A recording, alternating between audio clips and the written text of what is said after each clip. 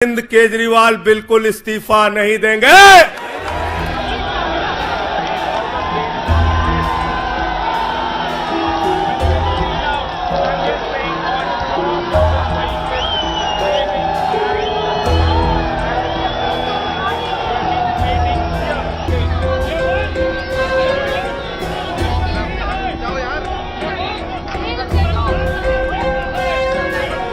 आम आदमी पार्टी के कार्यालय से देश के तानाशाह को अगर मेरी आवाज सुनाई दे रही है तो मैं बताना चाहता हूं यह आम आदमी पार्टी है। हम आंदोलन की कोख से पैदा हुए हैं। तुम्हारे किसी बंदर घुड़की से डरने वाले नहीं हैं। तुम्हारे किसी बंदर घुड़की को डरने वाले नहीं हैं। तुम हमारी पार्टी को बर्बाद करना चाहते हो। अरविंद केजरीवाल को तुमने जेल में भेज दिया, मनीष सिसोदिया को तुमने जेल में भेज दिया, सत्येंद्र जैन को तुमने जेल में भेज दिया। उनका गुनाह क्या है? उनका गुनाह यह है कि वो दिल्ली की 2 करोड़ जनता को अच्छी शिक्षा देना चाहते हैं। उनका गुनाह यह है कि वो दिल्ली के बुजुर्गों को तीर्थ यात्रा कराना चाहते हैं। उनका गुनाह यह है कि वो मुफ्त में पानी देना चाहते हैं। हमारी माताओं बहनों को आर्थिक संकट में अपने पति का चेहरा ना देखना पड़े, इसलिए 1000 रुपए की आर्थिक सहायता देना चाहते हैं।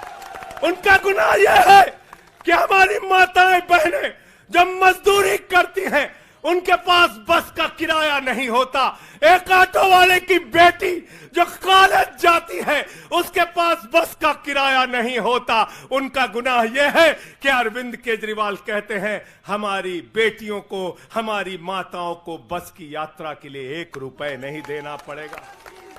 तुम हिंदुस्तान की सबसे बेहतरीन सरकार अरविंद केजरीवाल की सरकार को गिराना चाहते हो, तोड़ना चाहते हो, हमारे विधायकों को डराना चाहते हो। आतिशी को गिरफ्तार करोगे, सौरभ भारद्वाज को गिरफ्तार करोगे, दुर्गेश पाठक को गिरफ्तार करोगे, राघव चड्ढा को गिरफ्तार करोगे, हमारे विधायकों के घर पे छापेमारी करोगे, इनकम टैक्स का छापा गुलाब सिंह पे, कैलाश गहलोत से 4.5 घंटे पूछताछ। तानाशाही मचा रखी है इस देश के अंदर, तानाशाही मचा रखी है। तुम्हारी सारी चालबाजियों को हम लोग समझते हैं। अरविंद केजरीवाल बिल्कुल इस्तीफा नहीं देंगे और दिल्ली की 2 करोड़ जनता के लिए काम करेंगे। आपने देखा पहलवान बेटियों के न्याय की बात आई, प्रधानमंत्री खामोश।